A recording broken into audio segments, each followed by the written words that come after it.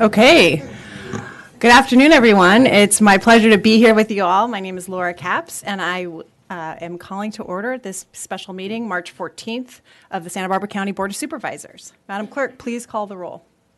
Supervisor Lee. Here. Supervisor Hartman. Supervisor Nelson. Here. Supervisor Lavanino. And Chair Capps. Here. Let the record reflect that Supervisor Hartman and Supervisor Lavanino are absent. Supervisor Hartman had a previously scheduled conflict before today's meeting was scheduled, and Supervisor Lavanino had an unexpected memorial to attend today. Thank you. At this time, I hope you join us in pledging allegiance to the flag.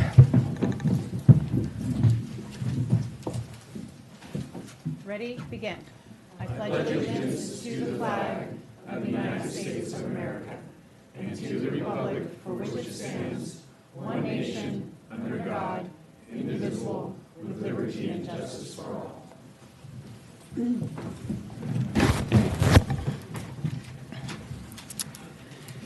Okay, thank you so much.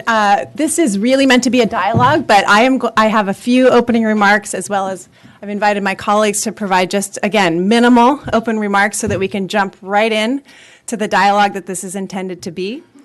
Thank you for joining. Thanks for braving the rain. I'm so impressed that folks left their cozy homes or work to come here to join us, and really appreciate it. So I have a few thank yous to start out with. I first really want to thank the city of Carpinteria. I believe this is historic, perhaps, that the county has come to you. I see that Mayor Alarcon is here, I believe, and Councilwoman Mayer.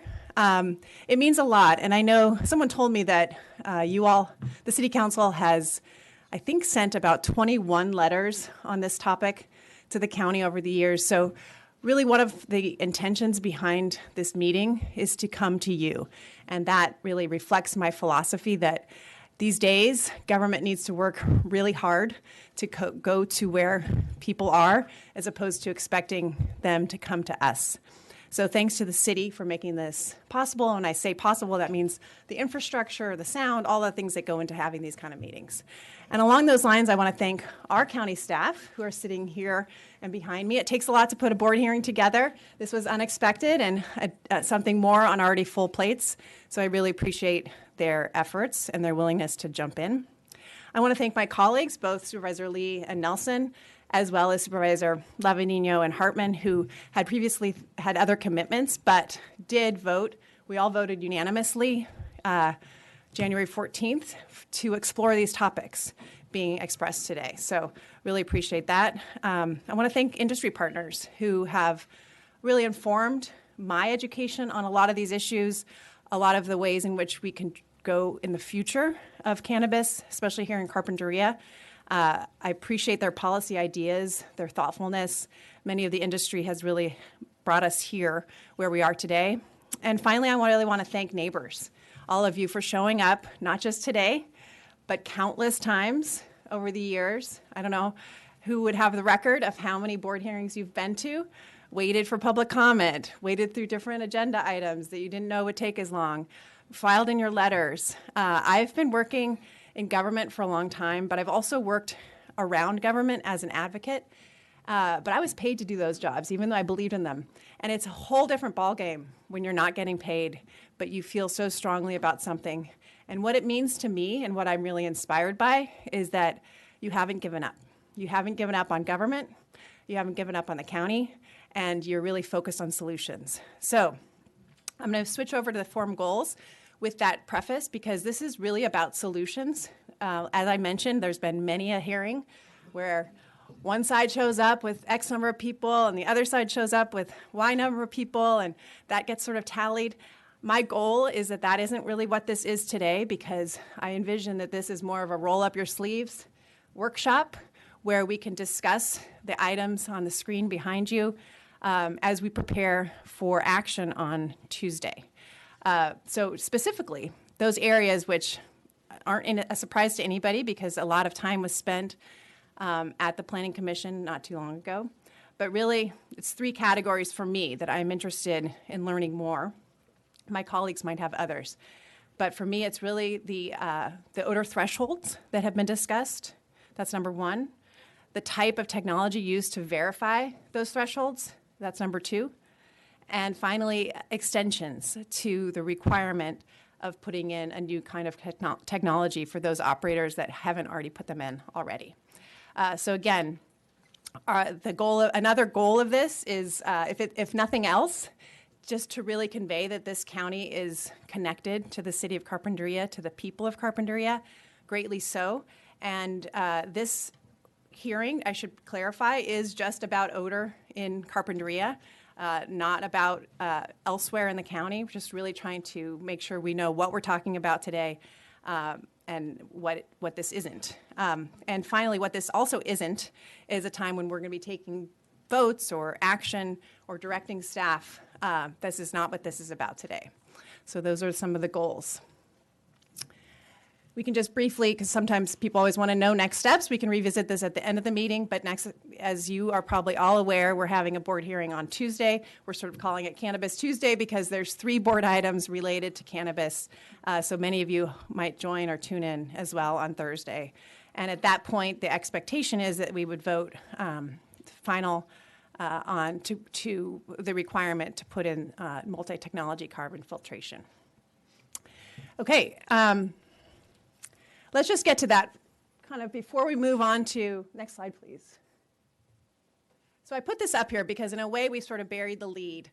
There has been a new consensus, again, a 5-0 vote in the Board of Supervisors to direct staff to come back and to direct the Planning Commission on a new requirement for a mandatory multi-technology carbon filtration. So for those of you who are paying attention at the Planning Commission, that was almost an aside because there is consensus around this maybe not everyone agrees with that consensus, but at least those who are in the decision-making ability here, that's been something that there's agreement on. And so we're actually not, we can if the folks want to, but we're not really spending a lot of time on that because it's almost settled to some degree with that 5-0 vote, both at the Board of Supervisors as well as the Planning Commission. So that's why, but I don't want to kind of move past that without acknowledging that that is a major step forward. And for me, I see it as a new chapter, and I hope that rather than any more money going into litigation, this is me editorializing, money goes into solutions to actually reduce odor. Next slide, please. And this is just some guidance that as I was trying to think through the purpose and my hopes for this forum is, again, repeating myself just a little bit, but making sure that this is really a time where we can roll up our sleeves, hear from you. I have my notebook ready to actually really dive into some of these very, very specific technical ramifications of a new policy. And so, but we also, you know, we're not going to censure what people talk about. If you do want to air your grievances, you are welcome to. I'm just hoping that we can move beyond that as well and get into actual policy discussion. And so that's kind of what I was thinking about and how the format is structured. So I'm going to turn it over to my colleagues for their opening comments, but you'll see in the next slide. So we're going to take this, again, to facilitate a real productive conversation. We're going to talk about each of those 3 topics first. And that means that each of you will get to anyone, and Wade Cooper is going to be our facilitator.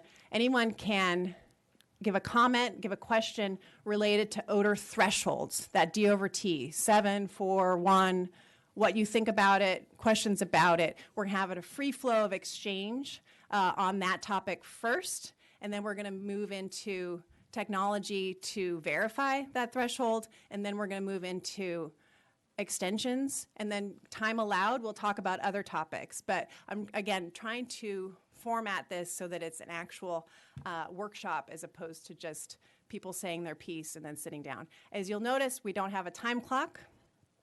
Let's hope we don't need one. I'm hoping that we can all be respectful. We are going to end sharply at 2. So if we're not going to monitor your time unless it goes in that direction, and we're ready to do that if need be. But again, we're really trying to facilitate. You've abided by your 3 minutes countless times, and so we're really trying to not have that rigidity to this hearing. Okay, so those are my guidance for a productive forum. Those are my ideas, and now it's time to hear from Vice Chair of the Board, Supervisor Nelson. Yes, thank you, Chairwoman Capps, and thank you, Carpinteria, and the county in general. I just wanted to thank you again, Supervisor Capps, for your leadership on putting this together here today. I think this is great to see all these faces out here. Thank you for. This one's better. Is that better, everybody? Yeah. Okay, perfect. In a small room like this, I don't even think we need it, to be honest with you. I used to be a school teacher, so you know, I think I've had classrooms bigger than this in the past, and so it's good to see all of you out here. Again, I wanted just to reiterate and thank Supervisor Capps for her leadership on this issue. You know, at one point, this has been something that's been ongoing that she's been working with, and then also I really wanted to thank Supervisor Lee, and it's just been such a enjoyment to have him on the board, and thank you for hosting us here. He's always a host. If you guys get to spend any time with him, he takes what he has done for a living in the past into his service to our community with earnest. Want to thank the City of Carpinteria for hosting us. You guys are so gracious here. Our county staff, this is quite the endeavor to get everybody together, and I appreciate the flexibility. And last but not least, I want to thank the public. I thank all of you guys for being engaged on this issue, and I agree wholeheartedly with Supervisor Capps on wanting to bring the discussion to the people. You know, our role in government here is really to sometimes be the referee, right? We're trying to eliminate conflicts. That's the whole reason why we have even police powers on zoning. and deal with impacts. And that's something that we've been wrestling with at the county for quite some time with this issue specifically. I was here back when the cannabis ordinance was adopted. I was just a staff member at the time, but before I actually got on the board. So I've been a part of this discussion now for many, many years, and it's to see the evolution of where we are today. I have great hope. I know that the things have changed, but if we knew then what we knew now, we might have made different decisions. But instead of being stuck on the past, we are looking at ways to move on to the future that can both benefit the community and the industry as a whole. I'm a private property rights guy, and I'm a business guy, so I don't ever want to put anybody out of business. But I also do want to make sure that we're doing what we can and be responsive as government. I love county government in part because what we do here isn't theoretical. Decisions that we make on Tuesdays impact your neighborhoods on Wednesdays. And so that's what's really special about what we do here at the county government. That's why I'm really happy to be a part of this discussion. And I'm looking forward to getting to know a little bit about your community more through this discussion today, and hopefully onward and to better things. Thank you, Supervisor Nelson. And now Supervisor Lee. Thank you. Thank you. First, I want to say thank you to my colleagues and county staff and City of Carpinteria and everybody for being here today. As you know, I'm a proud resident here in Carpinteria. Most of you know my family, my wife, kids, my brother, the mailman, my business, and we've been proud residents for over 25 years and continue to do so. If you have told me that the Board of Supervisors would be here a few years ago, I wouldn't believe you. But yet, here we are today. I'm eager to listen. I'm eager to learn and find solutions to this issue that has been a conflict in our community for a long time. So let's get this started. I want to hear from everybody. We want to set this policy right, and I'm looking forward to getting it done. So thank you.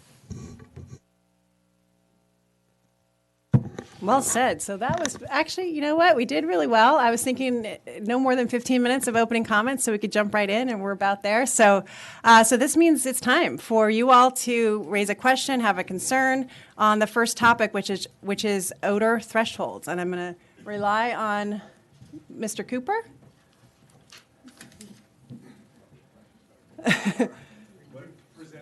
No. So this is a question to you all. What do you think about odor thresholds? If anyone has a question or comment, the Planning Commission ended on what their recommendation back to the board, which will be in our board packet for Tuesday, is that, correct me if I'm wrong, but it's that odor threshold will not reach 7 D/T.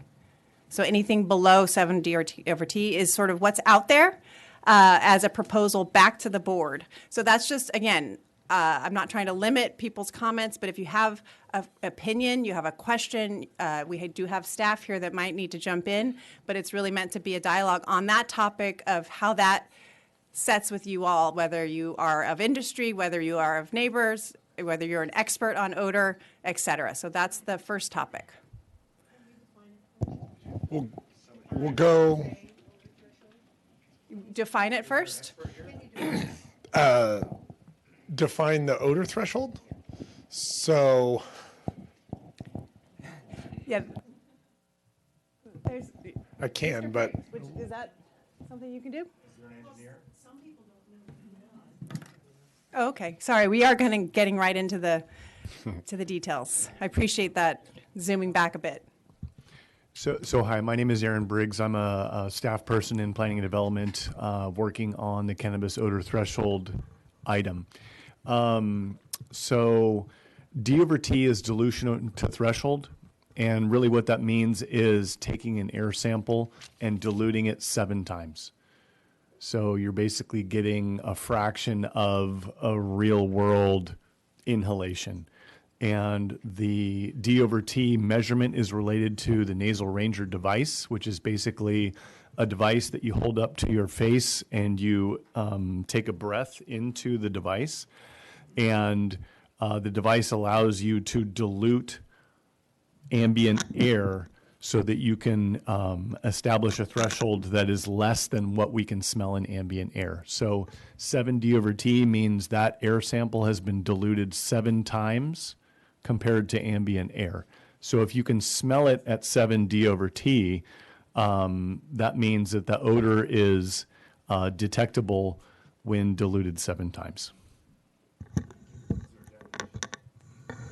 Yeah, so the Planning Commission is recommending to the board that we adopt a policy up to 7. The City of Carpinteria wrote a letter in favor of just 2, I believe. Others have suggested 4. So we wanted to hear from you all about what you feel about that, if people have thoughts. Sorry. So this is being broadcast live, and the reason that we have the microphone is so that the people who are watching who are not here can hear what you're saying. So we'll get to you. Give us 1 sec.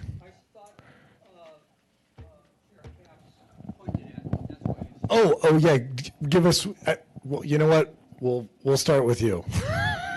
Come on up. Thanks, sir.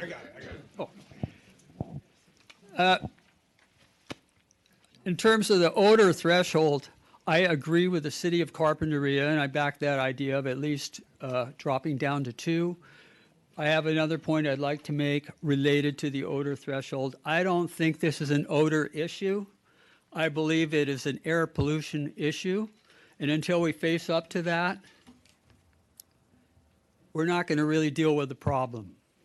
Now, I understand that a lot of the pollution that those of us that live within 100 feet or so of the county cannabis operations have suffered from the misting systems that significantly have added to the air pollution.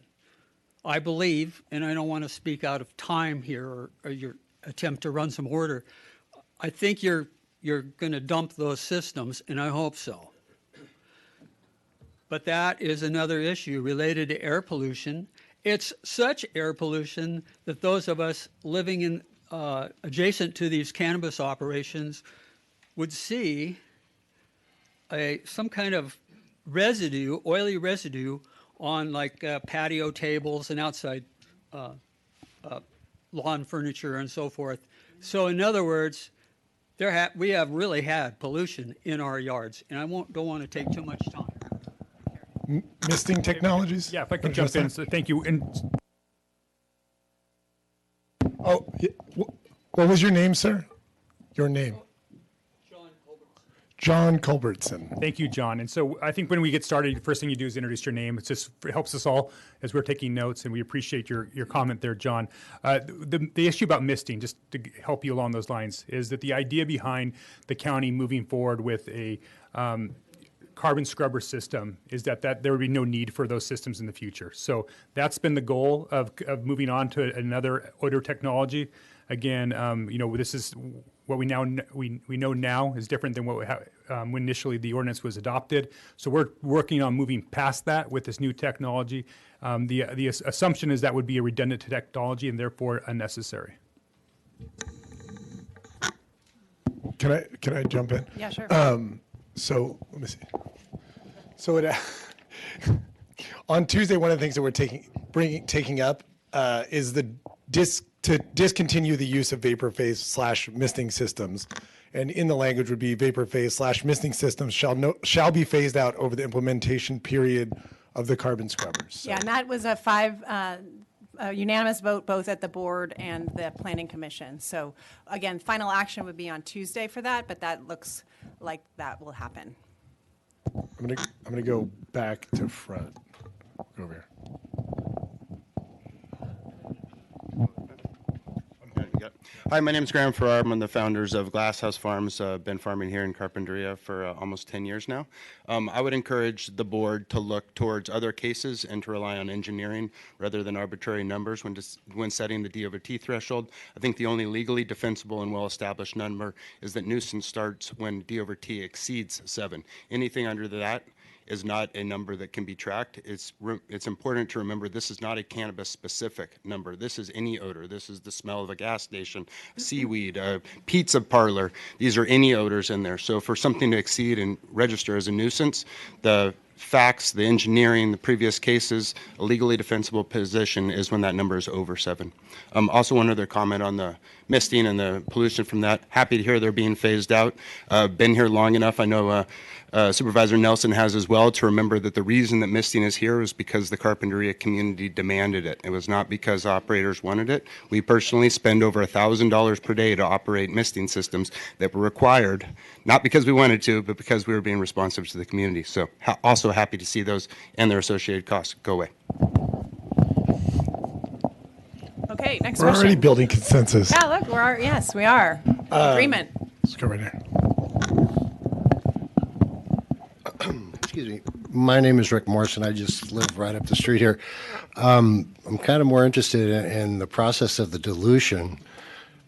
What can you expand a little bit more on how the odor is diluted and then reprocessed and then put back into the air? Mr. Briggs?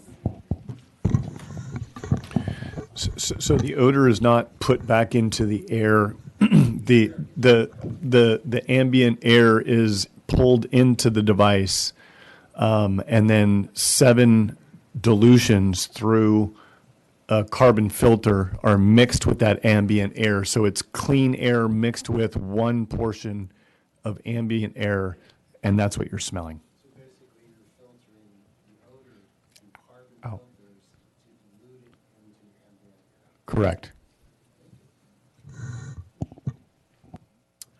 Next question or comment on odor? Yes.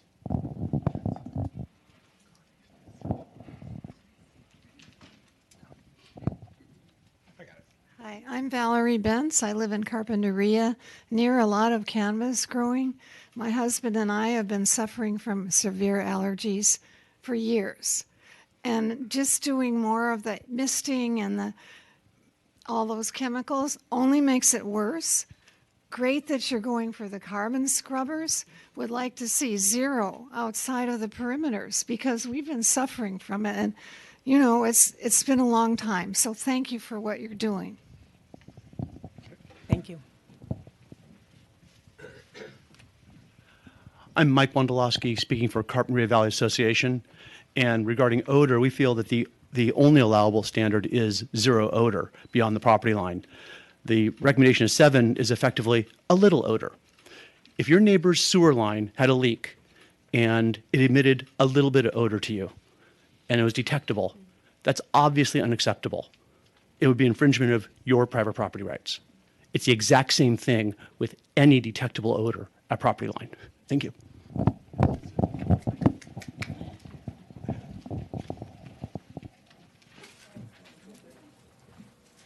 It's Lorraine McIntyre. I live in Carpinteria. I just had a question before we went too much further talking about 7 or 1 or 0 or 2.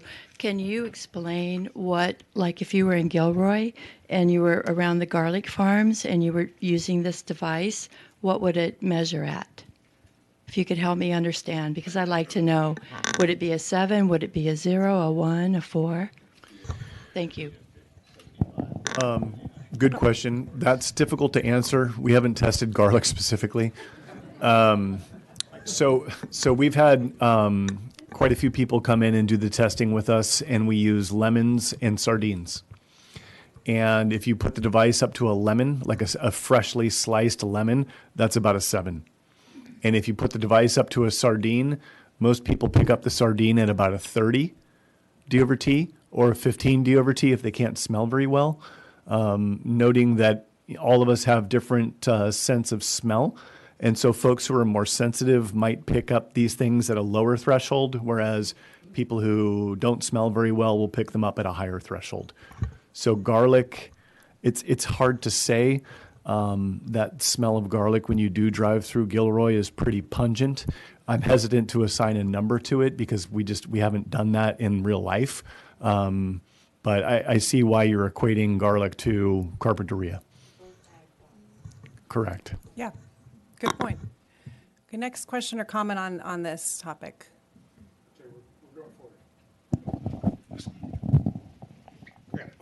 Thanks. Quickly, I have more comments, but Say just your name, please. Peter DeGray. Great. On odor dilution to threshold. My understanding is that there's a elaborate report and study done on behalf of the county by Geosyntech, and there was recommendations coming out of that. Are those is that study that the county paid for and used to develop an odor dilution to threshold being used here to determine what the value should be, or are we just kind of throwing numbers out there? Because I feel like that study should be pertinent and referenced in any comments about an odor dilution to threshold standard. I think that it also included the standard used in other municipalities and based on a receptor and how that has worked in other municipalities, specifically using the nasal ranger. So I'm hoping that that report will come out and be part of any development of new odor ordinance. Thank you. Mr. Dupre, I believe that that study is in the record, and it's part of the information that discretionary decision makers will be using to determine what we ultimately land on. Thank you.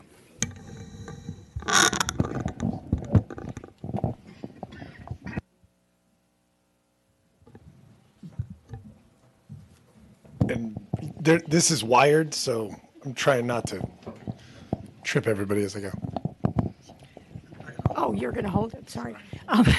My name is Anna Carrillo, and I have a couple of points. So on the Geosyntech study, they have about 5 different communities that they measured. So they have it from 7-5. So that it's in the report. I've seen it a couple of times already. My concern on using the at 7 D, less than 7 over D over T. The problem is the calibration on the nasal ranger only goes from 2, 4, 7, 15, 30, 60.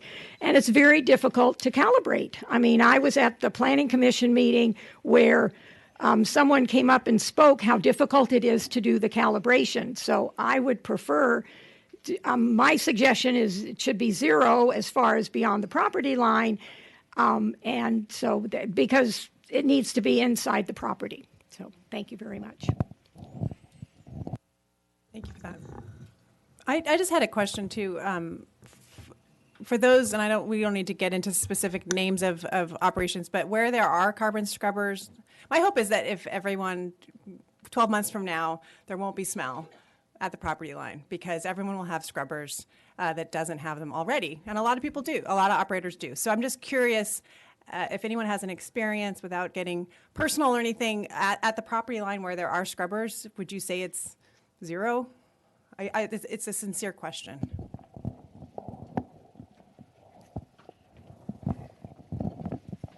Hi, I'm Paul Ekstrom. I live end of Manzanita Street, which butts up to a major grow.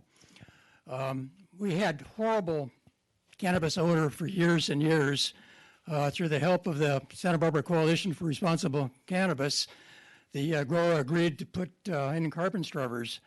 I think it's a 95% improvement. Right. That's what, great. And, Thank you, Paul. Paul, do you want to explain how close your house is to the grow? My kitchen window and dining room window is 65 feet away from the fiberglass plastic walls of the cannabis grow. That's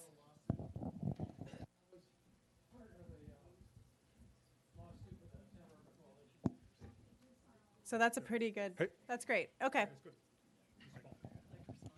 Yeah. Hi. I'm Mike Palmer. I'm the operator at Everbloom, where Paul was just talking about. But for the record, I know we've been looking at all the technologies since the very beginning, all the way back to the misting system, and we were working with engineers before COVID to work on engineering these carbon scrubbers prior to the litigation. But we do understand and appreciate litigation, and I think everything worked out great. But really, it comes down to having a carbon system that many different companies can engineer. Basically, you have to have, it's not rocket science, but a carbon bed that's properly engineered with a fan that goes over it, and you have a single pass 90% efficacy over that single pass, and it has to maintain over time. So the reason carbon wasn't viable in the beginning is because it saturated so quickly, especially with the humidity.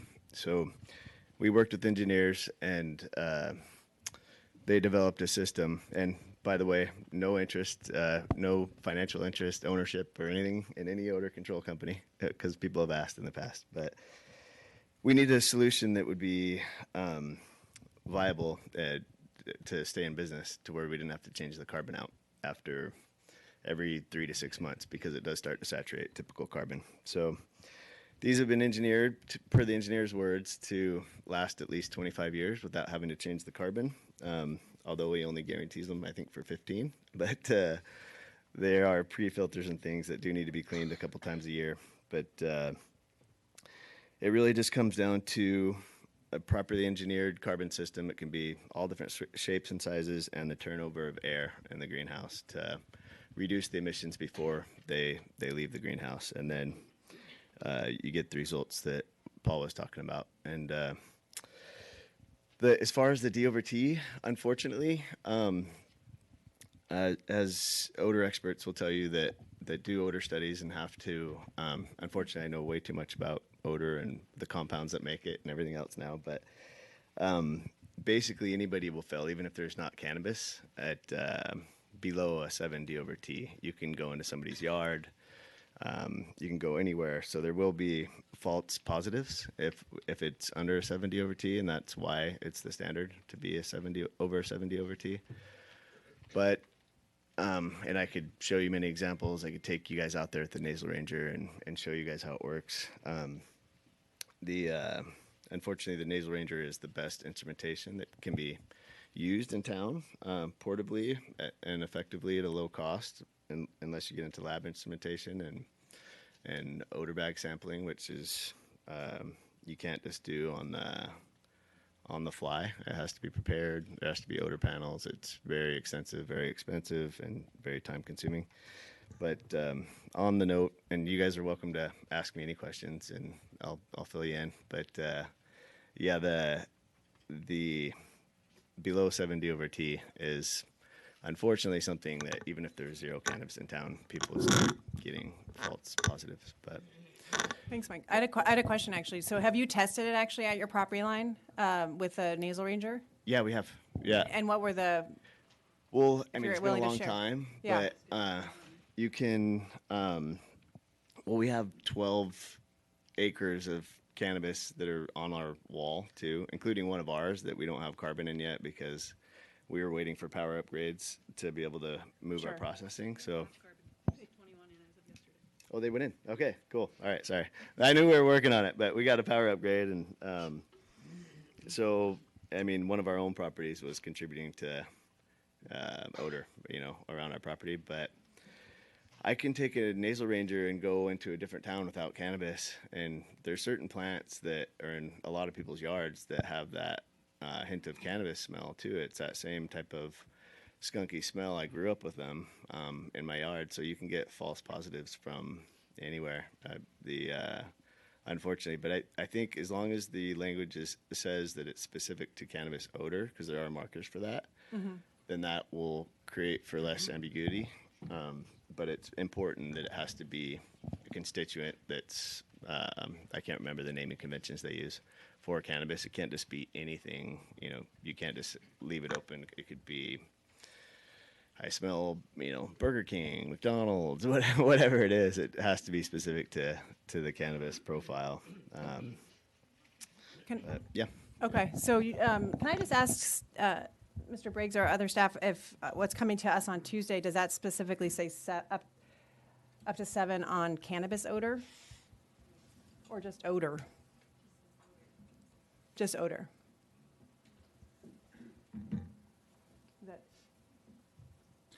Mr. Wilson, thank you. Yeah.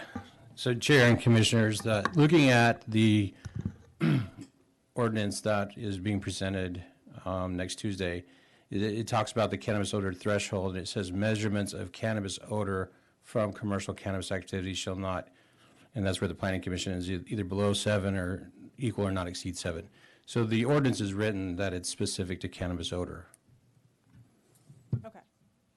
And does it, since I haven't, does the Nasal Ranger give you that distinction of what type?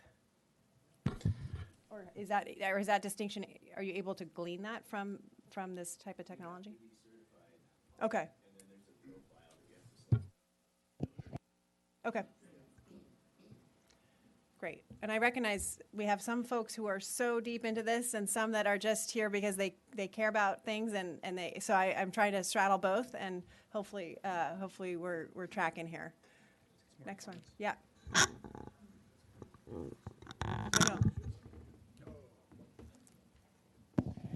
Hi, I'm Jamie Collins. I'm coming at it from a more human side of things, and I went from living by the beach to living next to a cannabis farm, and low tide smelled just as terrible as some of the cannabis farms during certain times of years. But I think maybe asking the supervisors to start with step one, which sounds like the carbon scrubbers are doing well for some of our farms, rather than also including the odor thresholds at this point in time and wait and see how that goes.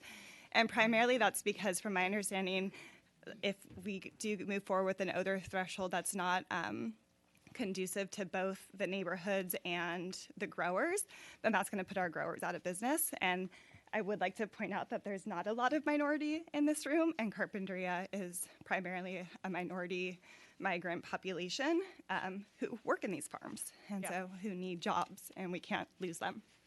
So that's all. Thank you. Good point. Yeah. Next one. I'm Zave Saragosa. I'm a native Carpinterian. We live about 75 yards from the Everbloom farm and about 3/4 of a mile from Mr. Engstrom, and it's still strong. And my wife, when she goes out in the morning and cleans the patio table, it's got that green film on it. So it's not doing any good for our end. We can hear the fans sometimes, so I don't know if that has something to do with the odor, but it's really strong early in the morning and late at night, or when they decide to open up the louvers on the top of the things, and it stinks like hell. Okay. Thank you. Thank you, sir. Thank you.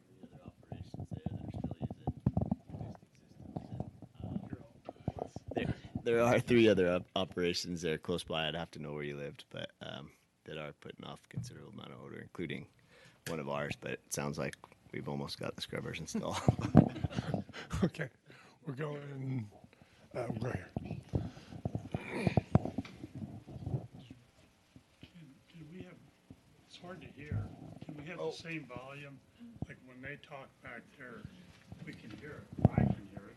Okay. I can't hear it when you're facing the other way. Okay. Is that volume or is that just for Both. We can be louder. We'll project. We'll work on our stage voices.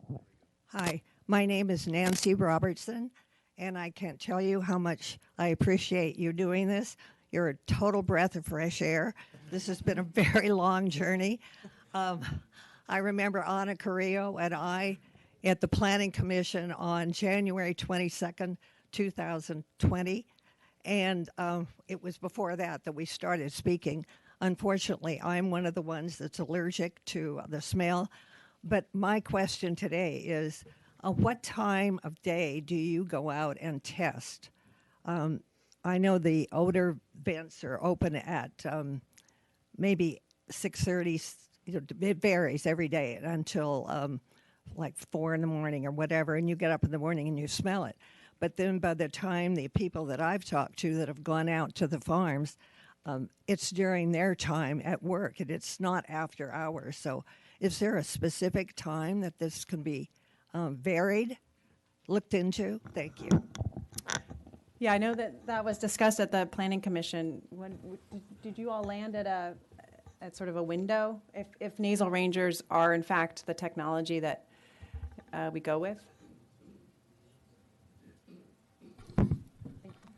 Madam Chair and members of the board, this was discussed at the Planning Commission, and we did not land on a specific time.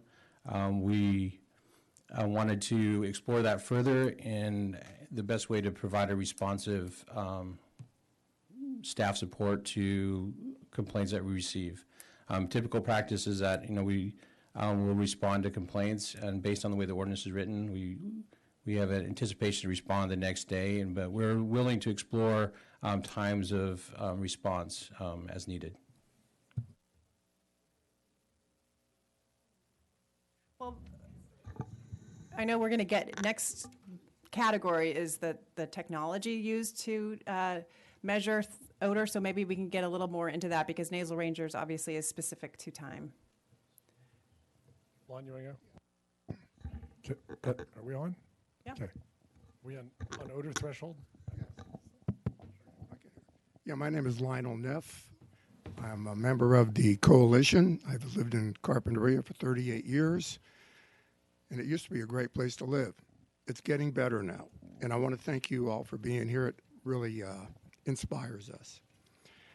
As far as the odor goes, there's a distinction between the vapor phase system, which in other words, when they open the vents in the morning or late at night and odor's emitted, it's addressed with the EcoZorb or the fog coat. So they're trying to deal with the odor once it's outside of the building. However, if a proper amount of scrubbers are put in the building, the odor is addressed inside the building before it escapes. So that's what makes the difference. The other thing is you have to have a proper amount of scrubbers, and the manufacturer's requirement is 10 per acre for the ones that Mike here was referring to. Thank you. Any more questions on, or any more comments or questions about odor thresholds? Okay, we'll go. Odor thresholds, okay. So we got a few more on odor thresholds. Okay. Thank you. Oh, you're going to hold it. Gail Hersing, Carpinteria. 0. There should not be detectable odor. It should not be leaving the building. It's pretty simple. 0. And I'm not sure Nasal Ranger is actually designed to be able to detect that. Thank you. Hi, I'm Jim Manoia, and I'm the president of the Polo Condos Board. We live across the street from Island Breeze. And I first of all like to say that I appreciate what's been going on in the last couple of months, too. We have some hope, and things are improving. I like to speak to the odor thresholds issue. I think that there's an argument to be made for 7. It certainly is what's used in the Denver area. And from what we can tell, the Denver area has been pretty successful, not only with their policies, but with enforcing the policies. That's the key. Yeah. What we have felt worst about, at least we have, is that we've had policies that have just not been enforced. And we have felt helpless for a number of years. I agree with Nancy, and she and Anna and I have been pushing on this issue for 5 years. And it's about time something's changed. So I guess the 7 would make sense if we had confidence in the Nasal Ranger, and as Anna has said, the way it's calibrated. But if there are issues with that, then it seems to me as though the number ought to be lower. In any case, we don't want to smell it outside the property line. Go here. I just want to thank everyone. This has been a really respectful 45 minutes, so keep it going. Really appreciate it.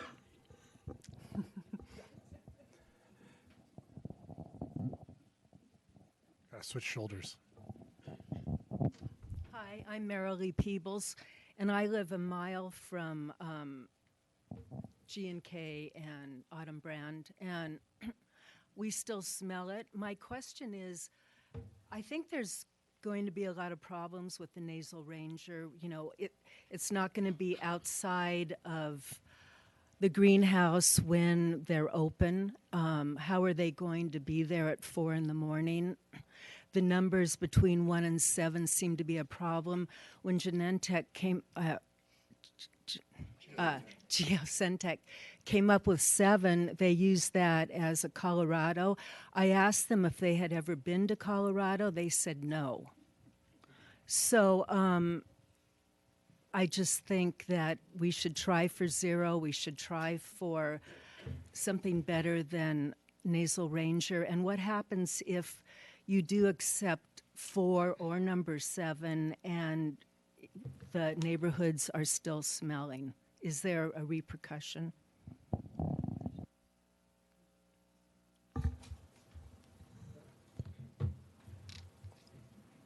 Let's go over this side. Graham again.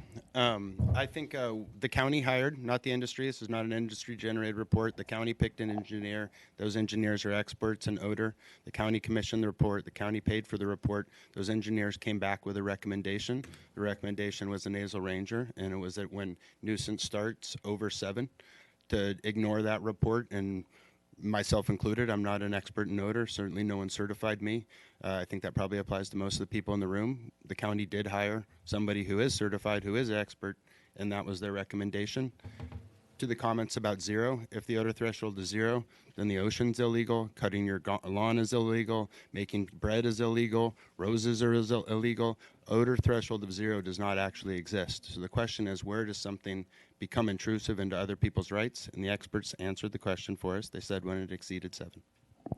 Okay, thank you. We're also kind of moving into the next category, which I think is fine, which is the technologies to detect odor threshold. So if I might just, either one of the first two, odor or the technologies, if we can move there. Rogelio. Rogelio Delgado, a Carpinteria resident, and I have lived in Carpinteria for probably half a century, and believe me, this bad odor is something that I had encountered. My family, Carpinteria residents, have not encountered ever before, and it's been a struggle. Laura, we fought against this together as a former school board member 4 years, trying to come up with a solution to this strong odor. And I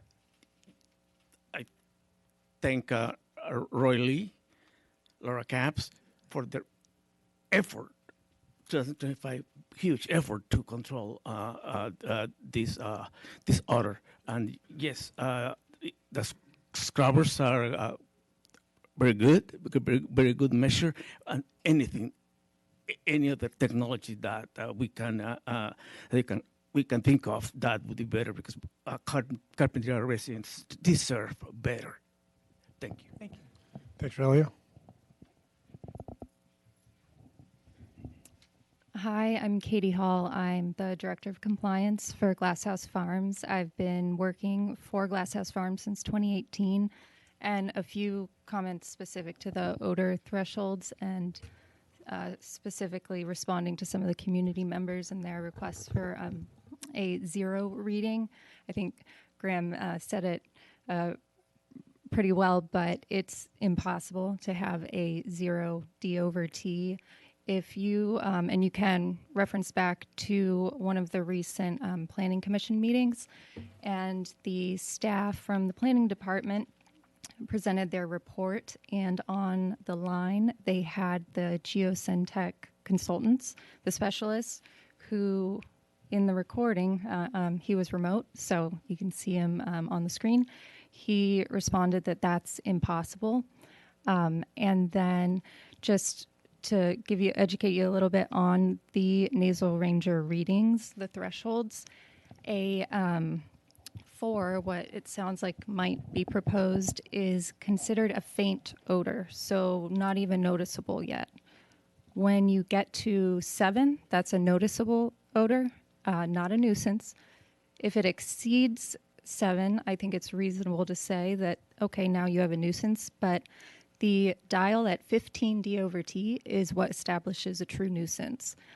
So I think that we've all been working really hard for years, although it might not seem like it to you, but behind the scenes, we truly on a daily basis are and take odor very seriously. To establish a violation of 4 D over T would be a punishment. Thanks.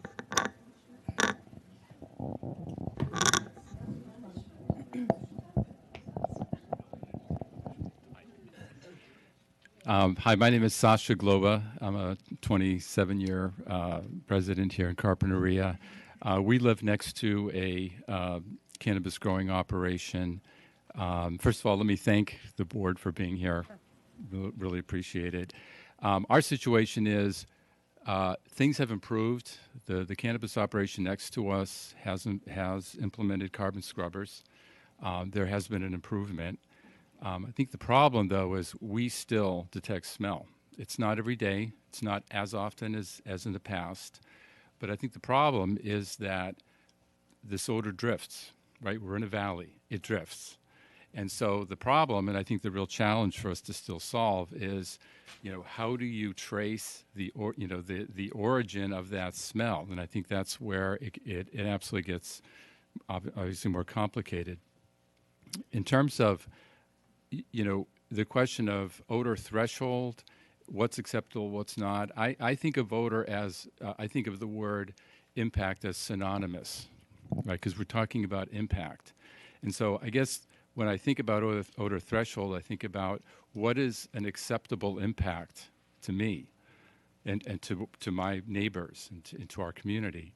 And I think the answer to that is there shouldn't be an impact. I mean, if there was a chemical plant that, that was constructed next to our neighborhoods and they started emitting odors, would we be here talking about what's an acceptable, impact from this chemical plant? So I think the answer is kind of obvious. It's zero. It really is zero. No impact, period. And so let's work to figure out how to solve, that question. And we're going to talk about the nasal ranger technology. I think that's a step forward, but just very quickly, there's obviously there are going to be challenges with implementing that technology and the accuracy of the technology. The other measure that we have, which is a very definitive one, is my nose. And everyone's nose is here. And we have a system that is broken. We have a system where we can provide feedback to the county as to whether that smell exists based on the best measurement device available. Let's fix the system, the reporting system. It's broken. I don't know how many times I've reported. I've never, ever received any kind of feedback. I don't think it's being investigated. There's no transparency as far as the reporting. So let's have a loop that actually provides information to you as our leaders and to the community. And just very quickly, I think one of the things to think about is maybe a phone-based app where you can actually real-time record, place your information into the app. That will geocode where that incident happened. And so now, guess what? You can actually start to do some trend analysis as far as where those reports coming from. I think most people are not reporting what's happening out there. I go by Glass House how many times every week? It's continuously emitting. I could be up all night writing reports about Glass House, but I'm not, because it's just not practical. But if I had an app where I could actually put in the information very quickly, and then you get that information real time, and then there's a reporting system that says, here's where these incidents are happening, and here's how it's being geocoded, that's another measure that I think we ought to think about. Thank you, Mr. Globe. And I appreciate that. I do want to, I think one of the many reasons why we are here today is that we full acknowledgement that the complaint system, 3,700 complaints, is broken, never worked. With best intentions, I believe. I wasn't there when it was established, but so this is one of many reasons why we're at this juncture. I appreciate you referencing that. And Madam Clerk, if you can just move to the next slide. So I just do want to encourage, for the sake of time, you can still talk about thresholds, but we also need to move into technology. And that's, again, I've just heard mixed things. Some people say nasal ranger is the only practical solution. Others have written very strong emails that nasal rangers are a disaster. So I'm really trying to learn of what, if not nasal rangers, if people have opinions, if they tried it, if they've studied other places like Denver, if we can also get into the technology, because that's also a piece that we'll be deciding hopefully on Tuesday. But we can still talk about odor thresholds. I don't want to limit people's comments.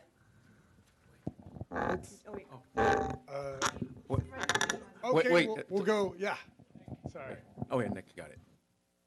I think maybe we'll get people to just line up. Yeah. I'm Ben Wilmore.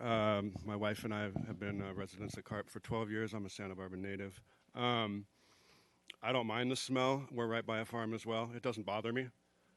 What I think about when I smell cannabis is the reduction in harmful pesticides that have left our community because of that. Cannabis is not allowed to use what orchid growers and avocados. And I remember the Avid helicopter flying around. I hated that thing. I was going to leave town. Sorry, I'm very nervous. So I would just hope that you don't vote on something that puts them out of business, because we need them here. We love having them here. Thank you. Thanks for saying that. I know that there's consensus amongst the supervisors that we're not interested in putting people out of business. Hi, my name is Tiffany Garcia, and I've been working in Carpinteria Ag since 2018. I'm currently the head grower of Glasshouse Farms, and I oversee both facilities. And I just want to share with everyone how passionate I am about what I do. And I take a lot of pride in not only providing a clean product to our community, but also doing right by our community. During COVID in 2020, we were part of the Keep the Lights On program with all of the local restaurants. We've opened our doors with the help of Peter and Carp Growers for community tours.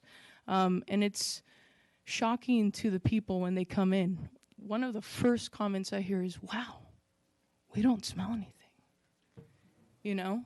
And we've taken very strict measures for odor abatement. We have SOPs in English and Spanish. Could you put that a little lower, please? We have the technology. We have carbon scrubbers installed at our facility. We welcome the scrubbers. We're not opposed. In fact, just mentioned previously, I think the cannabis should be the standard for ag industry, not only for odor, but as well with the pesticide restrictions that we have. I hope everybody kind of holds the rest of the agricultural community to the standard. Unfortunately, the cost associated with all these odor systems is through the roof. So I'm not sure if other agricultural, farmers could keep up with that. But I do want to reiterate, we keep our doors shut. To all the people saying the smell and the vents are open at night, I don't really understand that because we're trying to keep the warmth in. So yeah, I take a lot of pride in what I do, and we do try our best to do right by our community. Thank you.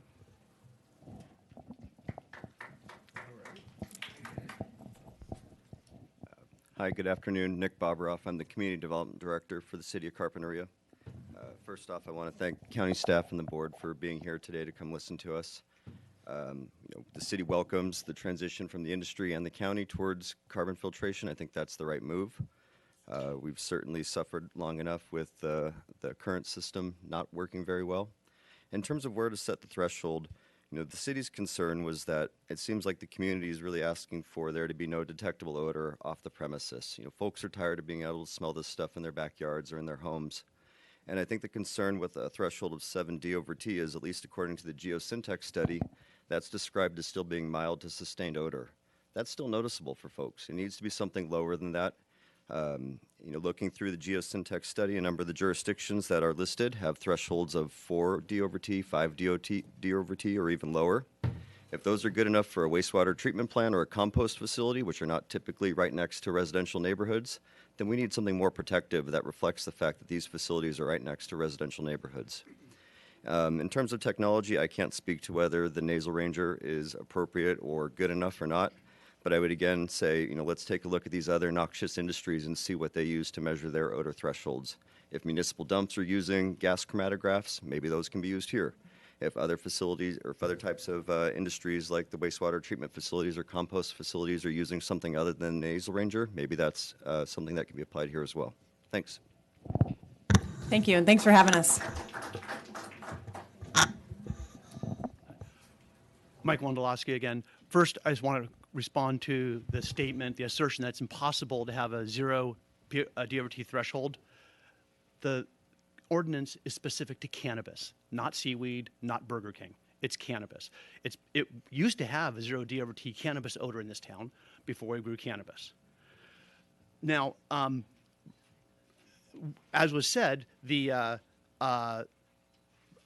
complaint-based system has failed, and maybe it can be repaired. A complaint-based app would be a big step forward, but complaint-based enforcement just doesn't work. Proactive enforcement is required. So hold on to that thought. Now, a couple speakers ago, a lady mentioned that they want to keep the warmth in at night. They don't understand why there's odor at night. The reason is this is not a two-dimensional problem. You can't look at odor on a map. It's three-dimensional. The odor is in the warm air vented from the greenhouses. Warm air rises. And then when the sun goes down, the land stops being heated by the sun, and the air cools and comes back down. That's why on summer evenings in Carpinteria, the odor moves like a slow wave down toward the ocean. It's predictable. At my house, it's about 20 minutes after sunset, every night in the summer. People close to the ocean, it's a little bit later. That means that detection at the fence line might be 0 when there's really odor that has already gone up, over, and then down somewhere else. It's not all two-dimensional. So, complaint-based enforcement doesn't work. Odor can possibly skip a fence line and not be detectable. Proactive enforcement by measuring what's coming out of the vents is the only feasible answer. As I understand it, gas chromatography is one solution. It's expensive. But if other solutions don't work, the only thing that does work is to measure it at the vents. We have to use appropriate technology.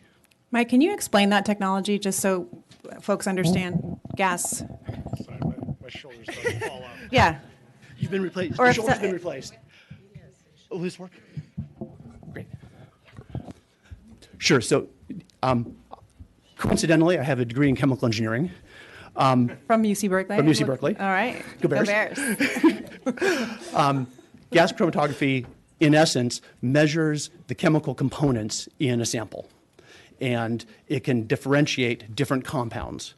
And so gas chromatography, detecting the terpenes and other sources of, or the identified markers of the odor, can measure it very precisely. And technology exists to mount that at the vents and have it measuring 24/7. And so we would know when odor is coming out and when the vents are closed, when the vents are open, and so on. I hope that answers. And that's what Mark Cram has been talking about. That's what I'm referencing. Okay, great. Thank you. Thank you for that explanation. Hopefully that helped folks. Mike Palmer again. I have a lot to talk about, if you don't mind. To touch back on the dilution threshold, I think everybody's probably overly concerned about it because it's a dilution of 7. So if you're have a dilution at the property line, by the time it goes another 10 feet, 20 feet, 30 feet, it's being diluted immensely. So the manufacturer is of the nasal rangers, the one that actually states over 70 over T is a nuisance, and that's the industry standard pretty much nationwide as far as I know. But on the gas chromatography, we've done a lot of that. The Mark Cram, we've spent a lot of time with Mark Cram and many others. Mark Cram has tried to identify surrogates for the odor that everybody is not wanting to smell, and unfortunately, we've disproven those surrogates that he's thinks that he's found to be able to validate that the odors are. We've had both false positives and false negatives from the surrogates that he's using.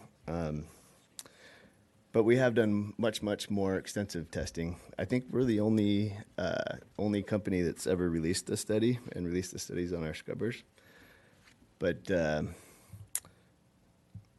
basically, all it comes down to, and you're right about how the inversion layers, the heat, the up and down, the odor. What we realized, and the only way that we could do it, was to have a viable carbon that wouldn't saturate, that would last a long time, that we don't have to send people in to change out carbon on hundreds of scrubbers every 3 to 6 months, was to figure out a way to have the carbon last through the multi-stage technology. And then it simply comes down to simple engineering of your volume of air, the turnover of the proper speed over the carbon, and making sure your carbon always has 90% efficacy coming through there, single pass. Day 1, day 100, day 500, and then making sure that you're turning that air over and reducing the odor emissions by at a minimum 80% in the greenhouse. And then by the time that dilutes and leaves the greenhouse, you're not going to have obnoxious odor that's making it into the neighborhood. So it really simply comes down to that. It's not that complicated. It took us a long time to figure it out, but that's all it is. Thank you. I think We need that for those that are watching. I'll just repeat it. I'll repeat Lionel's question. How many scrubbers per acre? Well, like Lionel said, I think we tried different iterations. We made really big ones. We made small ones. It was better. We got the cost down as much as possible, working with different engineers and these guys, these manufacturers in Europe. And the ones that we manufactured for our greenhouse, which you can make all different sizes, it's roughly 10 per acre, but you could have a location that's further away from sensitive receptors, or it has shorter roofs. It could be 8 to 12, depending, but there's simple calculations by engineers to calculate your volume of air and the turnover. Yep. Quick question. Are all those folks, are you lined up to speak? Okay, we're going to move it along a little faster then. But thanks, everybody's been very respectful, and this is moving along nicely. Appreciate it. Just a time check. We have about 45 minutes left. Cool. And we need a few minutes at the end to wrap up, so just bear that in mind. In fact, Madam Clerk, if you can put up the third slide, we're also just going to combine the extension category as well. So basically, you can talk about you can talk about anything you want. This is an open forum, but my guidance is to keep it to these areas that the board will be deciding on Tuesday. So now we're just adding extensions into the mix if you have a question or opinion about that, as well as the other things you're planning. Thanks. Thank you. We good here? Peter DeGray again. We were kind of spitballing to begin with, so I didn't get a chance to thank you guys to come here. Just had some questions on topics, so thank you for coming here. I think this is an important session. I've worked since 2018 with carp growers, which is, I'll talk about multidimensional. That's one small dimension of my life in Carpinteria, and I think that this audience here is pretty self-selected for who's most interested and available on a Friday afternoon to discuss odor and cannabis in Carpinteria. I think that I travel in circles and extremely involved and won't be popular in this crowd, but I think that when we're talking about the actual impacts of odors, we need to introduce some more topics. I serve on the board of directors for Girls Inc. of Carpinteria. We recently had a wonderfully successful gala. Thank you if you were there supporting our nonprofit. If you don't know, Girls Inc. of Carpinteria is directly across from Pacific Dutch Group, really near to Glasshouse Farms. And it's right, on Carpinteria's agricultural belt. I think if you know Carpinteria, you know and appreciate the agricultural belt for preventing sprawl, for keeping us a small rural beach town that we want to be. So please, when we're envisioning cannabis odor regulations, let's be sensible and practicable and not do anything that would necessarily be a punishment or put cannabis out of business. We've heard from very professional and responsible people here today, like Mike with Pacific Stone. Anyway, yeah. So, am I not allowed to give a positive? Okay, so I'll give a positive. So if we want to talk about the impacts of cannabis in Carpinteria, Girls Inc., we recently had an event in conjunction with Santa Barbara County for our resilience hub. We were loaded there. Supervisor Lee was there, all the fire department, sheriff's department, so on and so forth, emergency responders.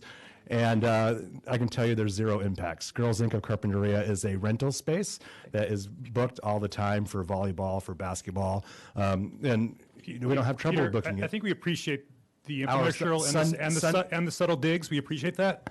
What's the dig? But can you speak to the topics that we want to talk about?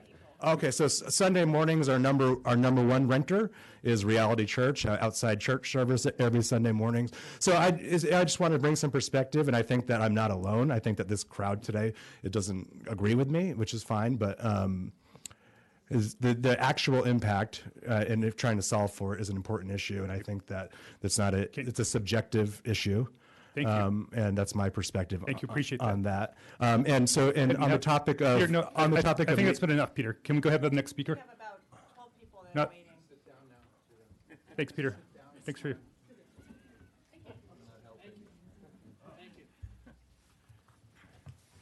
Hi there, William Cole. Been in Carpinteria for about 12 years.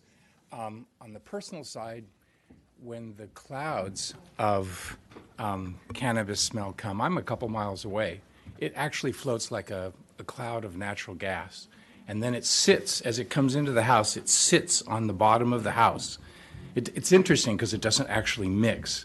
And I can just tell you that I'm so far away from the growers. I mean, you can tell that the comment made earlier about it hopping locations, clearly it's hopping locations, and clearly where it is in the thermal area will tell you this. And the reason I brought it up was simply because taking a nasal ranger, and while I love technology, I'm very much into technology, I kind of question, everyone is so different on a sensitivity level, whether 7 or 4, and I can't speak to what it means in terms of that.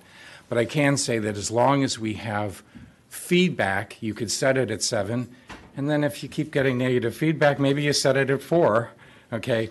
But if I actually really had to look at it from an engineering point of view, I remember talking to Doss Williams 3 years ago or better and saying, geez, you could use carbon scrubbers, you don't want to use this other thing, completely ignored. Carbon scrubbers do work, and the engineer here was right. It's all about how good the beds stay at absorbing. So unless you monitor the bed, okay, you won't get the proper dilution that it's supposed to be doing. And I'm going to look at this from, unfortunately, we had a couple fire burn downs in Malibu, and I had to replace the septic systems. This may sound unrelated, but the new thing, they actually had me put in an internet service to tell them what was actually going on in my system. It's paid for, you know, that I pay for it every year. And the point I'm trying to make is that if you put something in the exhaust there, it'll tell you how well that carbon scrubber is working. Okay, now whether you use a gas chromatograph or you use a nasal ranger or some other technology that does this, I can't really speak to that. Sure. But you can look at it and say, geez, I'm next to this place, I really don't smell it anymore. But you can't just walk to the property line and say, well, do I smell it here or do I smell it at the floor? Did it rise up with the air column and travel to my house? Or, you know, where did it go on something like that? So I think my comment is I think it would be better to do it in the exhaust, and it would also be better to do it in a way that actually measures how good the carbon scrubbing is. There are other ways to approach it, but I don't want to get too far lost in technology. Thank you. Thank you so much. Yeah. Good afternoon, Madam Chair, members of the board. My name's Russell Ruiz. I'm an 8th generation South Coast local, and I'm a retired water and land use attorney. I was actually going to wait and try and be at the end, but I didn't want to run out of time. So I'll be brief because I prepared my comments based on my understanding of the agenda as it was posted on the internet. And so on the technology detection, I actually participated as a volunteer when they were testing that technology, and it was a very interesting process, but I'm certainly not an engineer or a technician, so I trust that staff's done their homework and is bringing to us the best available technology. On mandating installation of scrubbers, I'm 100% behind that. That was a big controversy at the beginning of this process. Some of you may remember that I've been participating in this process actively since its initiation, and particularly through the time that the ordinance was first adopted. It may come as a surprise to some, but I am not a cannabis advocate. I am a local commercial agriculture advocate, and I'm old enough to remember when Goleta looked a lot like Carpinteria does today, and it's when the county started changing its land use approach and allowed what we back then called ag conversions, that we lost the Goleta that I grew up with, and we have what we had today. And I moved to Carpinteria to raise my daughter, who's going to be 18 next Tuesday. And I love it here. And I was determined to do what I could to make sure that what happened to Goleta doesn't happen to Carpinteria, because I'm friends with some of the Van Wingerden family. And they convinced me that they needed cannabis to stay financially viable, to keep their greenhouses operating in a viable way, and that if it wasn't cannabis, it was going to be condos. And I believe that that would be the result of successfully putting the cannabis industry out of business. So I 100% support the scrubber mandate. From my personal perspective, anybody who's still causing an odor problem is the proverbial bad apple in the basket. There's no excuse, and if they can't get their act together, they should sell their operation to somebody who could get it together. Thank you, sir. Next, please. Thank you so much. Okay, I guess that's enough. Okay. Thank you. Thank you. I'm Paul Roberts. I've lived in Carpinteria for 35 years. I live a mile and a half or so, or barely said a mile, from G&K. I go by that. I go by G&K all the time. It's the way I get to work. It's the way I walked when I had to walk, or when I walked on Foothill. I don't walk it anymore because of the odor. I contacted both growers in the vicinity. One responded and said it's the other grower. The other grower was G&K. G&K, they're not my neighbor, and that's not agriculture. I read it's a publicly traded company. I read their third quarter report. They had gross profits of $38 million in the third quarter of last year. The fourth quarter has not been released yet. So the idea that they don't have the money, or there isn't the money, they have the money, and they're poised to gobble up the growers who can't make it, because this is a reality, because this is a massive business, and they have international goals, and you can read about it. With respect to the odor, the United States Supreme Court said years ago, what is pornography? And the answer was, you know it when you see it. You know it when you smell it. The standard shouldn't be nuisance at 14 or even 7. And the enforcement thing just begs the question, because whatever number you pick, am I going to call and it's a 7, or I think it's a 7? I'm not a certified nasal ranger. I'm not certified at anything. And so okay, maybe something, but and so my point with that is, the standards, I respect the science. I know you respect the science. I'm so happy you're here. I'm pleased that our community is participating. This is critical for us, because at a time when I appeared before the Planning Commission and the Board of Supervisors, I was losing my faith in democracy. Yeah. I thought, we're not being heard.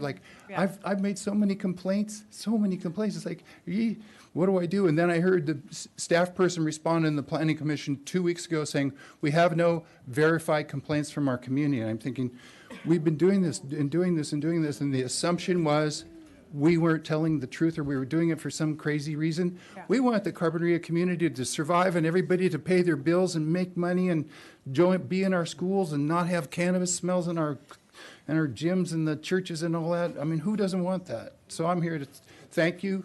I also have a one pitch, and I don't know how it would ever work, but a community committee that will assist, or be a subcommittee to what you do sometime in the future. Because if there's something to make it a little more responsive, because you guys are so busy and the Planning Commission is so busy, that there's those of us who are interested, somewhat experienced, and have a commitment. And I think there are a lot of people who are willing to serve you. Thank you, Paul. And this is democracy in action, and we need to keep our faith. Thank you. Hi, I'm Ann Louise Bardock. I'm a resident here for decades. I thank you all for holding this panel. I apologize in advance. I got back from Mexico in the middle of the night. But I just felt this was really important, so I came home. But listen, the bottom line, it stinks or it doesn't stink. It does stink. Everybody knows. Carpinteria stinks. We're now famous for stink.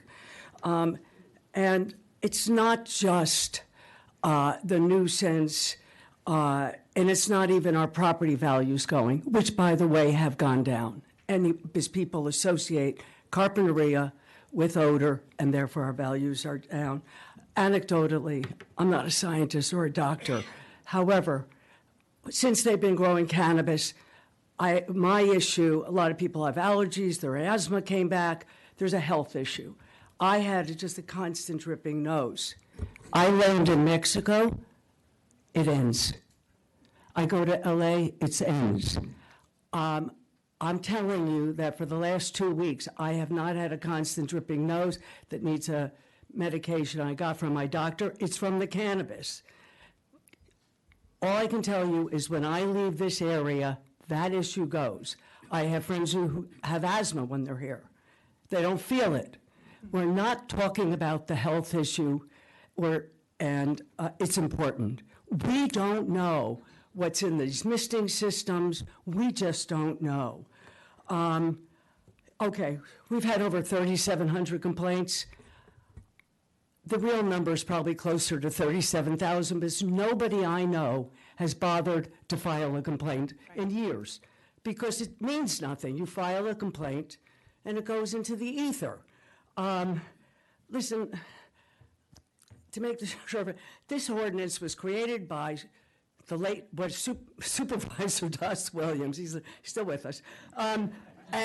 But he paid the ultimate price for this ordinance. He was politically voted out because of this issue.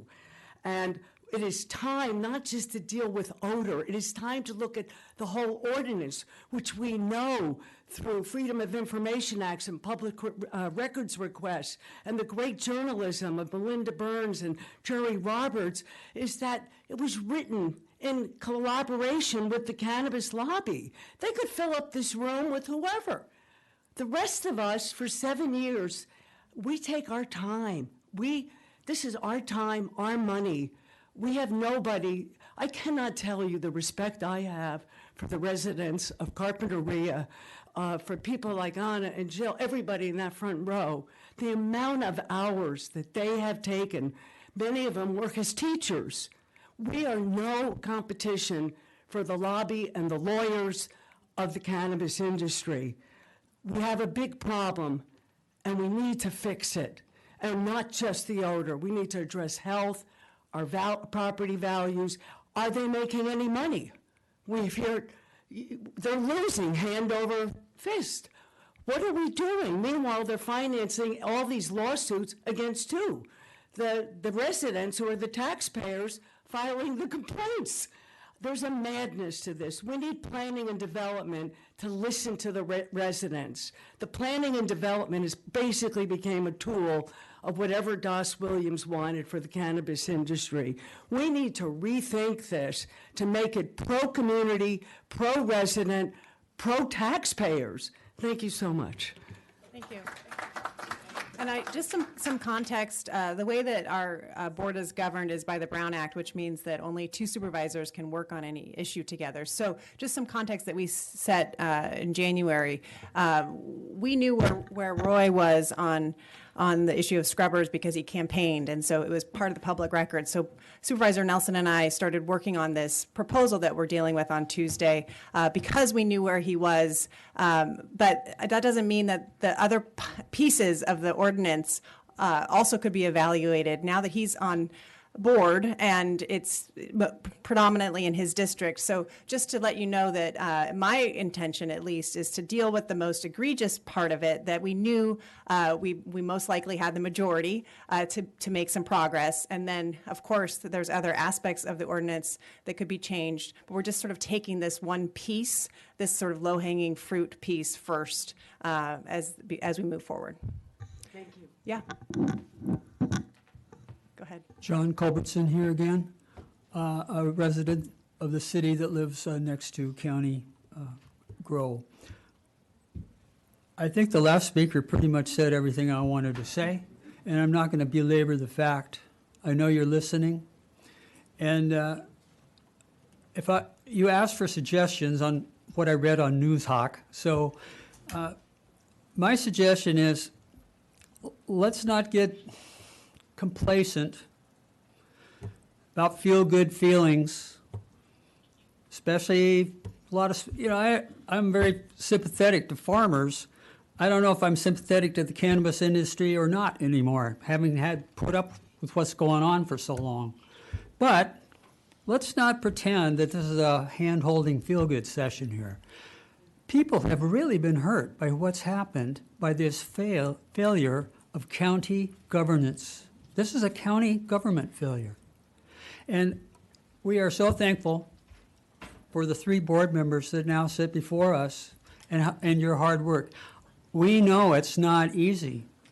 All of us have lives also. We've all worked in government. Many of us have worked in government or ag or forestry. We know it's not easy to do things like this, to actually bring about change. But I believe you've already made your intentions very clear. Your statement at your last supervisors meeting, I thought was good. And I think the majority of Carpinterians really do support you. And I just ask you think about one thing: stay on task when you're dealing with the air pollution problem. Some people like to call it odor, but I'm going to call it air pollution. Stay on task, reduce it. Give us clean air again in this town. I know you've made a great start. Keep up the work, and thank you for your work.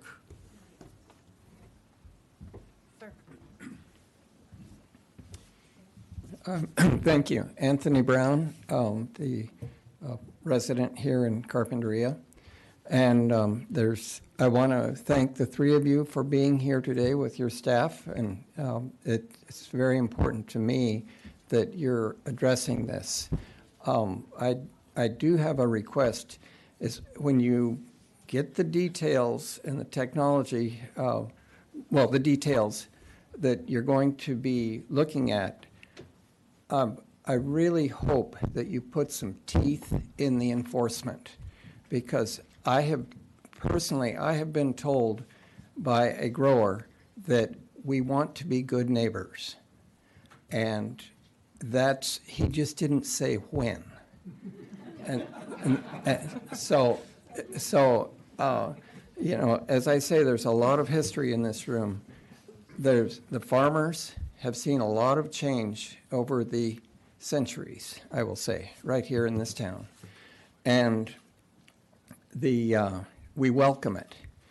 It's just that this is a big change, and it's not my bag, but I don't want to see a farmer fail, but I want to see honesty with a farmer. Thank you. Thank you.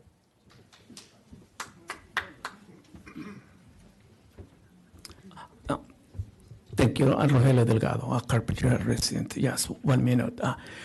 First of all, when Roy Lee announced that he was running for first district supervisor, we said that that's hope. And it turned out to be a great victory. All 5 districts elected Roy Lee. And we're here basically because of Roy Lee. His victory moved the county. Laura Capps, I have known Laura Capps for a few years, and I'm glad that you never gave up. You always moved forward. You won District 2. Now, you're in charge. This is your dream. And I hope that soon you would follow your mom's way, Senator Capps. Thank you. And that's why I always refer to Laura Capps as a woman with a heart of gold. Thank you.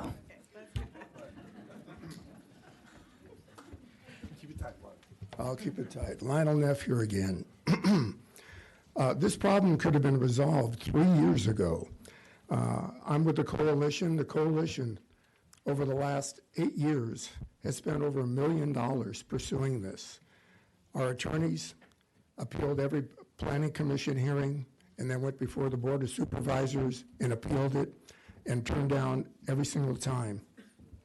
We brought a lawsuit, I think it was back in 2021, against Everbloom. We met with carp growers, first adversarial, then we turned out to be very cooperative, working together. They asked us if we would drop the lawsuit. We said no. They said, well, we're working on these scrubbers. This is a device that will eliminate the odor. I said, tell you what, we'll toll the suit until you come up with an answer and see if they work and if they test properly. They developed the scrubbers. They worked phenomenally. We signed an agreement with every single one of them. I have signatures here of every single carp grower. Sign an agreement agreeing first to reimburse Ed Van Wingerden, who spent $250,000 to test the effectiveness of these through SCS. And also, they committed to put the scrubbers in to each one of their operations pursuant to the results of this test. As of now, very few have put them in, and they did not live up to their obligation, and that's why we're here now. And the coalition is still pursuing the lawsuits. We have one going against Cirrus, who has settled with us. They're putting in the scrubbers, and Valley Crest is still the holdout, but we're going to get a result. So thank you. Actually, can I ask you a question, Lionel? Because I'm really focused on, just a quick question. You mentioned the litigation. Do you have an estimate on how much money has been spent on litigation? Again, I just have, it's... Just the litigation part? Yeah, the thing that confounds me about this topic is that if the money was just spent on technology that works as opposed to litigation, we would be in a whole different scenario. And so if you could, since you're so close to the litigation side of things, just an estimate. It's not, I know you can't. I would say at least $500,000. For the coalition side? Yeah, on the coalition side. Just, I don't know what the opposition paid. Our attorney is Robert Curtis, sure, who's one of the top 10 litigation experts in the country. And he has discounted the price. He's taken pity on us, realizing that we're not realizing any gains out of this whatsoever. Okay. So we have benefactors that are helping us, and we're going to continue slugging it out. But we're in it for the long run, the long hit, the long, whatever it is. We're in it for a long time. Thank you. Thank you. Okay. Is everyone standing up that wants to speak? Okay, great. I think we're on, we close, okay, great. All right. Okay, good. I'm on a countdown. I should be at the 3-minute clock, I guess. No, you're all doing great. All right, good. All right, thank you. I'm Paul Foley, avocado grower here in town. I live on Foothill between Annie and Anna, and I drive by G&K every day just to kind of put me where. And I've had my own issues with a neighbor much closer, a adjoining neighbor, over the years with I'm going to say polite and say cannabis, but that's not how I refer it at home. But in the spirit of cooperation and spirit, I will not use the word doper, but that's what I use at home. But just so we know what we're talking about, what I really would do, and I'm going to be promising real quick, all the 3 items. Well, first of all, a shout out to all of you for being here. It is so important that since November, Mr. Lee, this board of Supervisors has a seismic shift on this attitude. And you're here as a result of that, showing that is. And I will say, for those that were here and been long-term, short-term people that are new to this, 2 years ago, maybe even a year ago, this panel, you would not be here. You wouldn't even be in Santa Barbara hearing this issue that we have now. There's been a change. The people, I don't know, we're Jeffersonian, but the people to some degree have spoken. The board has shifted, and we look to you because the point I want to make, again, be quickly, is all the 3 items that you put up on the agenda today, the odor, the ranger, and all that thing, kind of miss the fact that sidestep a point that kind of overlooks, to me, all of this. And I'm going to quote real quickly an article about from Annie mentioned earlier about Melinda Burns, who I think hopefully one day she'll write a book about this, the Carpinteria dope industry and its consequences, because she's been marvelous, both in the Newshawk and the Independent and the Coastal View. Her last week's article, she talks about the problems with the why lawsuits are necessary, because the county has fallen down. There's an article in here, just a paragraph that I'm going to read real fast. It says, now this is not the gospel truth, but it's what we believe. Of the 20 cannabis grows under cultivation on or about 100 acres, outside the city of Carpinteria, only 7, and she mentions earlier there were about 28, so less than a quarter. Only 7 are equipped with carbon scrubbers. Most growers have installed them in their processing buildings only. Yeah. I'll stand back. Nobody's ever told me that. All right. So what we're doing was circling back to the point of enforcement. That's what all the people, these guys can get up and pat themselves on the back, and they've done this, and they've spent $500,000. But the thing is, if only a quarter of the people in the industry are doing it, what's the point? So we look to there are 2 hammers that are available to the public, anybody else, to get these people to act like they should. One of them is the county. And we're looking to you. Again, the 3,900 odor complaints, maybe hasn't done it, but that was in the past. Maybe in the future, maybe a sign of that can change.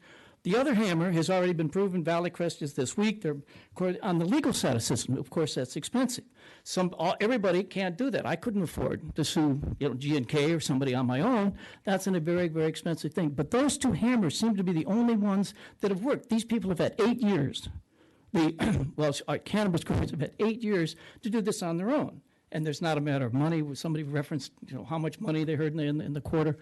So all the more we are looking to you, and I'm looking to with a lot of hope now that you guys will keep on this path, make these people kind of do what they should have been doing since 2018, and forget the past and how the ordinance that's in the past. That's another issue. But going forward, from this day forward, I think we can bring these people under control, whether the order is on the however you define it. But at least we're looking you to use a hammer on this issue. So thank you again, and thank you for being here. Thank you. Okay. Just in the interest of time, we have a couple more speakers, but we're going to have everybody on a clock for the last few speakers. So bombs away. My name is Jill Stasinos. I'm a teacher, former teacher, retired special ed teacher. And I'll be straight to the point. 0 D over T's can be measured. I did a Google search, what's the best way to find out what's the best way to measure cannabis terpenes. Google search comes up with gas chromatography. It's the best way that can be used for measuring terpenes, which is the smelliest part of cannabis. As far as extensions, 0 extensions. I've lived with this for over 5 years. I don't believe in any extensions at this point because we've had to live as a community with this for so long with these foul odors. Thank you. Thanks, John. Thank you. Hi, Katie Hall again, speaking for the industry, and I wanted to come back up to respond to a couple earlier comments, specifically about the coalition, because I think it's important for you guys to, know behind the scenes and the facts from the operators too. So, yes, Everbloom and Glasshouse are 2, Everbloom first and followed by Glasshouse, first operators to install the Infinity scrubbers, carbon scrubbers, after the coalition agreement, and it took us actually 6 months to get just an electrical permit at that site in order to do so, so there was a delay on the county side.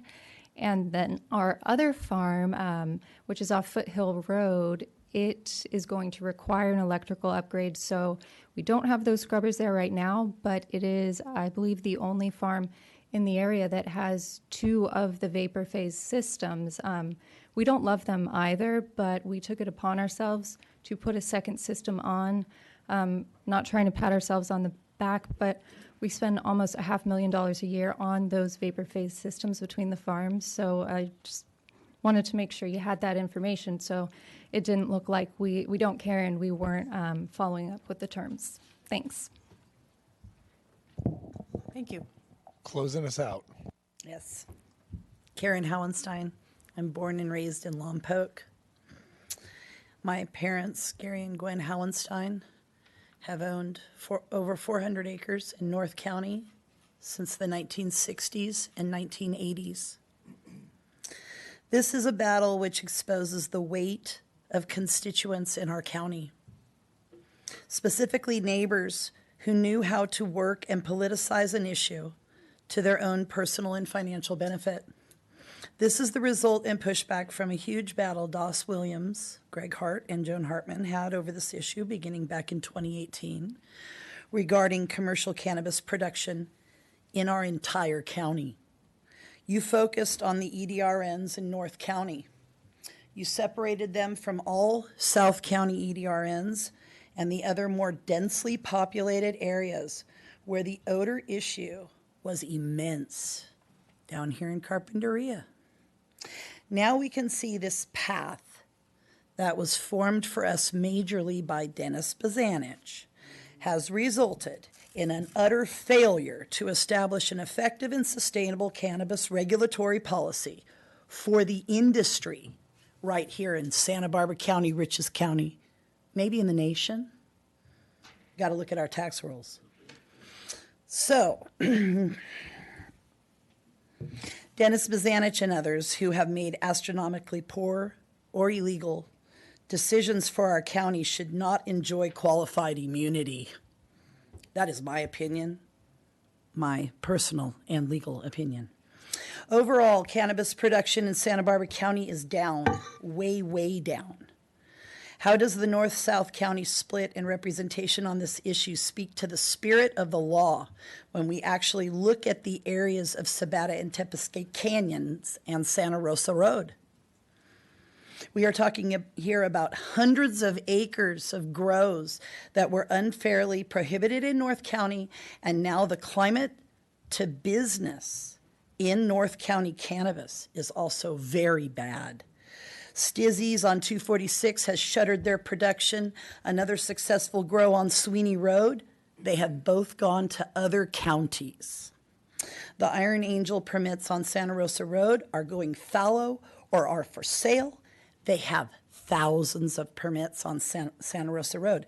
You really have to go and drive down Santa Rosa Road and back into these canyons yourself to see and understand the immense amount of acreage which is now being neglected because of bad planning. And to our friendly and experienced neighbors in South County, I really encourage you to do so. Get out and enjoy the rest of the county if you haven't already. It is very interesting and notable, specifically the way the County Executive Office, County Council, the District Attorney's Office, the Planning Commission, and our Board of Supervisors responded, acted, and reacted to the whole criminal case, which resulted from over 20 tons of illegal cannabis being confiscated and burned at 1807 West Highway 246. Okay. I believe in you. You usually stick to 3 minutes. Well, thank you for making my comments and placing them all on record. I appreciate it. Thank you. We have to leave it too. We have to leave it too. Oh, Anna can't. No, she can't stand up. Okay. Extremely quickly. Okay. Very quickly. I just wanted to, on the extensions, there shouldn't be any extensions. Anna Carrillo wants no extensions. Got it. Lon, go quick. Go quick. Real quick. This is. Oh, okay. I got to get my glasses. That's how quick it is. Okay. Is this on? Okay, terrific. Today I received an email from the cannabis growers. It says, join us today, noon at Carpinteria City Hall. And the question posed on the second paragraph, it says, carp growers, member farms, funded and developed the technology supervisors will likely mandate. If that be the case, why didn't you install it?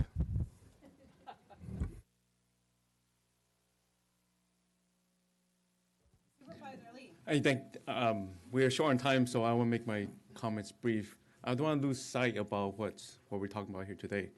So on Tuesday, we are most likely to requiring a sworn affidavit that will require every grower to install carbon scrubbers in the Carpinteria Valley as a county. That means if they don't install these scrubbers, they'll likely get their business license revoked. And they'll be subject to felony prosecution. So it's happening. I along suffer with many of you through this, and change is coming. So I see a lot of smiles, and there'll continue to be more. So thank you for your patience, and thank you for your support. It means a lot to me, and I hope we can move on from this and unite our community together, because for so long we have divided, It's time that we work together, be good neighbors to each other, and just.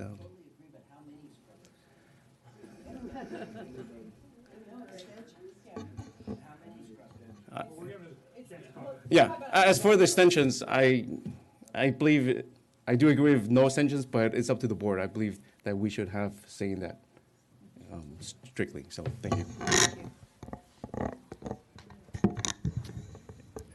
Yeah, thank you guys. Again, I just want to thank everybody for being here today. It's a very complicated issue, and what a luxury that we're going to be at this point where we're actually going to be talking about how, you know, a D over T is an issue, right? Because, you know, ultimately, when the board mandates scrubbers, most of these issues should be resolved. Okay, the 3,700 complaints, there shouldn't be those amount of circumstances or occurrences in our valley here. So we're really looking forward to that. That's again, we early on, Supervisor Cap said we're kind of burying the lead. That's such a huge, monumental, seismic shift in this approach. The numbers we heard was 7 out of 20 or 28 locations. We as a board really believe that when we have full compliance with scrubbers, that this really will be not the issue that it is today, and it's a very different discussion. And if we do have full subscription on scrubbers in the future, I was speaking for myself, but I'm sure I can get some nodding heads here, and it continues to be an issue, we will be back. Okay, democracy and government, it's not finite. We have the opportunity to change and adjust according to the circumstances. That's what we're doing here today. We're not stuck on old ordinances. We're trying to solve problems, and that's where this board, I think, is different than other parts of our democracy that we're seeing throughout the country, is we're trying to solve problems and take in new information and move from there. So I'm committed to that. I know my colleagues up here are committed to that, and I think we also should appreciate that it was unanimous at the board to do that. And so that's a big step forward for us. And bear with us. I know you guys are impatient at this point because you guys have had to live with it for so long, but we really do believe that help is around the corner.